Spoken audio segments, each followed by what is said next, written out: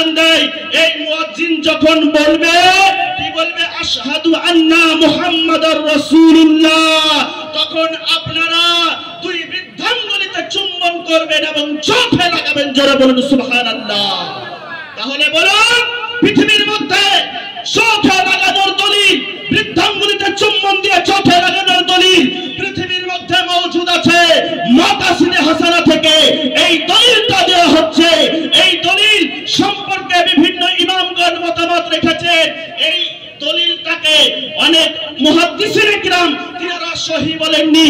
এর মানে হাদিসটা জয়ীফ এটা নয়। কোন হাদিসকে সহিহ না হওয়ার পিছনে তাই সেই হাদিসের হাসান হওয়া হচ্ছে যুক্তিযুক্ত।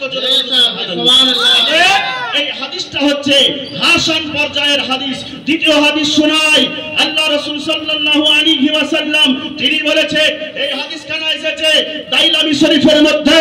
আপনার ইমাম দাইলামি তিনার ফেরদাউস নামক কিতাবের মধ্যে হাদিসখানাকে নিয়ে এসেছেন। মান ফাআলা মিসলু মা ফাআলা খালিলি ফাকাদ হালাত আলাইহি শাফাআতি, যে ব্যক্তি এই রকমের করবে, যে ব্যক্তি তার বৃদ্ধাঙ্গুলিতে চুম্বন দিয়ে চোখে লাগিয়ে নেবে আমার নাম শুনে, তার জন্য আমি আল্লাহ রাসূলের শাফাআত ওয়াজিব হয়ে যাবে। জোরে বলুন সুবহানাল্লাহ। অতএব ব্রাদার, এবার বলুন, আপনারা আল্লাহ রাসূলের শাফাআত চান কিনা? চান? কে কে চান একবার হাত উঠান তো। আমরা সকলেই আল্লাহ রাসূলের শাফাআত চাই। অতএব যারা যারা আল্লাহ রাসূলের শাফাআত চাই, তারা তারা রাসূলের পাকের নাম শুনে বৃদ্ধাঙ্গুলিতে চুম্বন করে চোখে লাগাবে। আর যাদের আল্লাহ রাসূলের শাফাআতের দরকার নাই, তারা লাগাবে না। এখান থেকে এটাই স্পষ্ট, যাদের দরকার নাই তারা লাগাবে না, যাদের দরকার আছে তারা লাগাবে। এই গেল একটা কিতাবের দলিল বাবা জীবন। দ্বিতীয় নম্বর কিতাব কাশফুল খাফা। এই যে দেখুন কিতাব বাবা জীবন মওজুদ আছে, বৈরুতের প্রিন্ট, এটা লেবানন থেকে আনা। এই বৈরুতের প্রিন্ট কাশফুল খাফার মধ্যে হাদিস এসেছে। একই রকম ভাবে আপনার বর্ণনা করা হয়েছে যে এই হাদিসটা যেটা মাকাসিদে হাসানার মধ্যে আছে, কাশফুল খাফার মধ্যে একই হাদিস আছে। যে ব্যক্তি মুয়াজ্জিনের কাওয়াল থেকে শুনে নিল, যে মুয়াজ্জিন আশহাদু আন্না মুহাম্মাদার রাসূলুল্লাহ বলল, সঙ্গে সঙ্গে যে ব্যক্তি এই মুয়াজ্জিনের কথাকে শুনে নেবে, আল্লাহ রাসূলের নাম শোনার সঙ্গে সঙ্গে তারা বৃদ্ধাঙ্গুলিতে চুম্বন দিয়ে চোখে লাগাবে। জোরে বলুন সুবহানাল্লাহ। ব্রাদার, এই হাদিস সম্পর্কে ইবনে সালেহ তিনি বলেছেন, ওয়া আনা ওয়াল্লাহি আলহামদু ওয়াশ শুকর মুনজি শামিতুহু মিনহুমা ইস্তেমালতুহু ফালাম তারমাদ আইনাই। বলছে হযরতে ইবনে সালেহ বলছে, আমি আল্লাহর কসম করে বলছি, ওই আল্লাহর শুকরিয়া আদায় করছি, আমি যতবার আল্লাহ রাসূলের নাম শুনি আমি এই রকমেরই করি যে আমি বৃদ্ধাঙ্গুলিতে চুম্বন খাই, চুম্বন খাওয়ার পরে চোখে লাগিয়ে দিই। আর তোমরা যারা এই রকমের আমল করবে, তোমাদের চোখ জীবনে অন্ধ হবে না। জোরে বলুন সুবহানাল্লাহ। অতএব মুসলমান, এবার যারা যারা নিজেদের চোখকে কানা করতে চায়, অন্ধ করতে চায়, তারা আল্লাহ রাসূলের নাম শুনে চুম্বন দিবে না, বৃদ্ধাঙ্গুলিতে চোখে লাগাবে না। আর যারা চায় তাদের চোখ সুরক্ষিত থাকুক, তারা আল্লাহ রাসূলের নাম শুনবে, বৃদ্ধাঙ্গুলিতে চুম্বন দিয়ে চোখে লাগাবে। ব্রাদার, বুঝা গেল দলিল। দ্বিতীয় কিতাব কাশফুল খাফা, এই কিতাবটা রাখছি এখানে। এবার আপনাকে দলিল দেব, দলিল আর পড়ছি না। কিতাবের নাম কুররাতুল আইন বি ফতওয়ায়ে উলামাইল হারামাইন। হারামাইন শরীফ, মক্কা শরীফের উলামারা তিনারা একখানা কিতাব লিখেছে, কিতাবের নাম দিয়েছে কুররাতুল আইন। এই কিতাবের মধ্যে এই কিতাবের লেখক তিনি বলেছেন যে আল্লাহ রাসূলের নাম শুনে চোখে চুম্বন দেওয়া সুন্নাত। আন্না মুহাম্মাদুর রাসূলুল্লাহ সুন্নাতুন, যে আশহাদু আন্না মুহাম্মাদুর রাসূলুল্লাহ যখন কোন ব্যক্তি শুনে নেবে, সেই ব্যক্তি বৃদ্ধাঙ্গুলিতে চুম্বন দিয়ে চোখে লাগাবে, এটাকে সুন্নাত বলা হয়েছে। দ্বিতীয় কিতাব, পৃথিবীর মধ্যে এশিয়া মহাদেশের মধ্যে সবথেকে বড় ফিকহের কিতাব। এই কিতাবের উপর দিয়ে কোনো ফিকহের কিতাব নাই।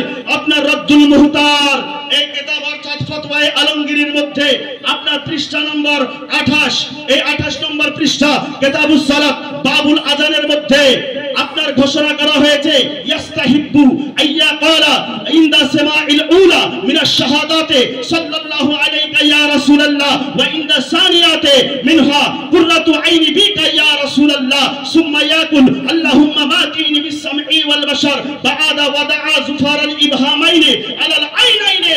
হযরতে আপনার ফতোয়ায়ে আলমগীরের লেখক তিনি নিজে ঘোষণা করেছেন, শরীফ ফতোয়ায়ে শামীর লেখক আল্লামা ইবনে আবিদিন শামী রাহমাতুল্লাহি আলাইহি তিনি নিজে ঘোষণা করেছেন, মুয়াজ্জিন যখন আশহাদু আন্না মুহাম্মাদুর রাসূলুল্লাহ বলবে, এই সময়ে মুয়াজ্জিনের এই কথা শোনার সঙ্গে সঙ্গে বৃদ্ধাঙ্গুলিতে চুম্বন দিয়ে চোখে লাগানো মুস্তাহাব নেকির কাজ। জোরে বলুন সুবহানাল্লাহ। নারে তাকবীর, নারে তাকবীর, নারে রিসালাত, ওলি কা দামান, ওলি কা দামান, খাজা কা দামান।